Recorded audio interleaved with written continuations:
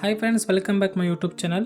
ಇವತ್ತಿನ ಈ ವಿಡಿಯೋದಲ್ಲಿ ಪಿಗ್ಮಿಲೆಟ್ ಆ್ಯಪನ್ನು ಹೇಗೆ ಲಾಗಿನ್ ಮಾಡೋದು ಮತ್ತು ಆ್ಯಪ್ಗೆ ಬೇಕಾಗುವ ಪರ್ಮಿಷನ್ನು ಯಾವ ರೀತಿ ಕೊಡಬೇಕಂತ ಈ ವಿಡಿಯೋದಲ್ಲಿ ಹೇಳ್ಕೊಡ್ತಾ ಇದ್ದೀನಿ.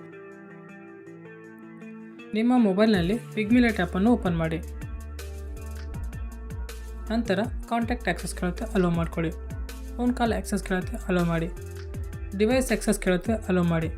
ಮತ್ತು SMS ಆಕ್ಸೆಸ್ ಕೇಳುತ್ತೆ, ಅದನ್ನು ಕೂಡ ಅಲೋ ಮಾಡ್ಕೊಳ್ಳಿ. ಇವಾಗ ಲಾಗಿನ್ ಸ್ಕ್ರೀನ್ ಕಾಣ್ತಾ ಇದೆ.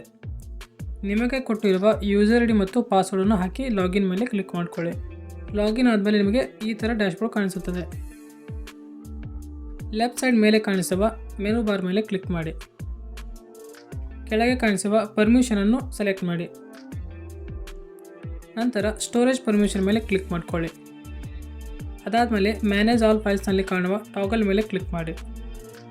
ಇವಾಗ ಬ್ಯಾಕ್ ಬಟನ್ ಮೇಲೆ ಪ್ರೆಸ್ ಮಾಡಿ.